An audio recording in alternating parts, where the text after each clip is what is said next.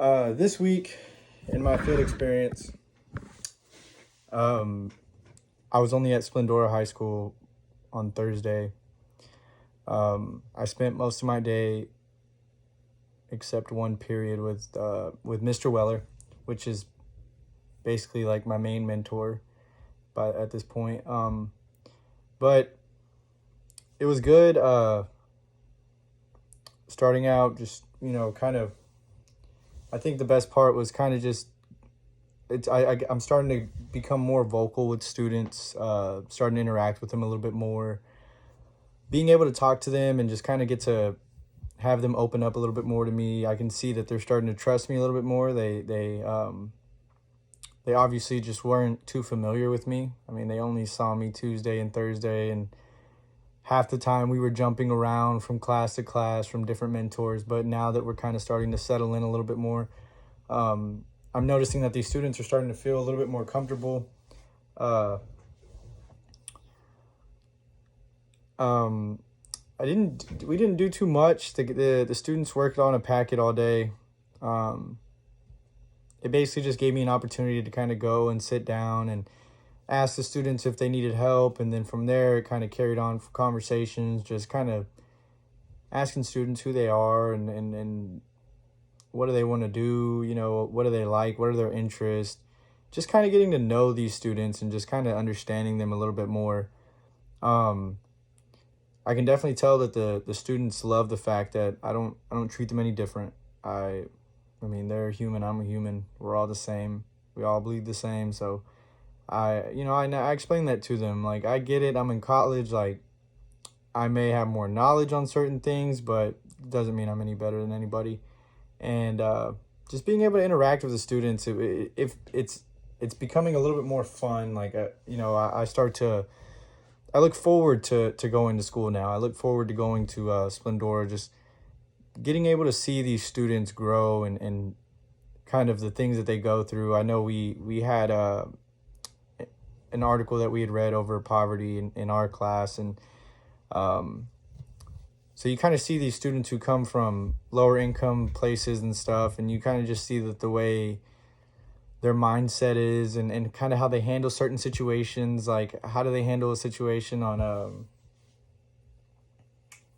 um just like being behind a little bit. You can tell that some of them kind of I guess you could say feel sorry for themselves and stuff like that. So, we got to talk about that a little bit. And I kind of explained to them, like, look, I'm from the same place.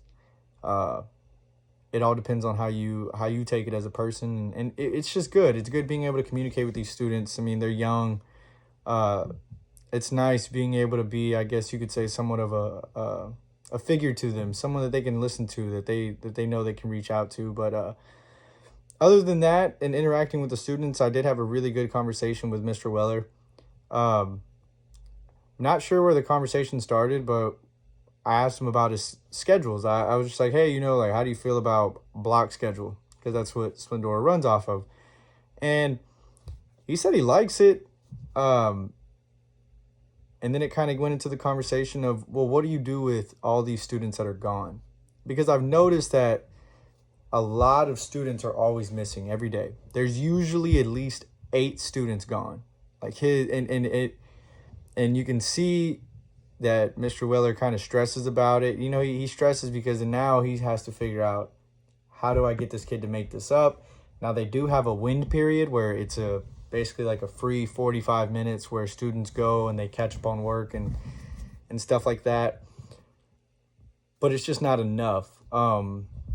Mainly because, like, the computer system sends these students to their assigned classrooms for that 45-minute period, but you have random students showing up that were assigned there that day.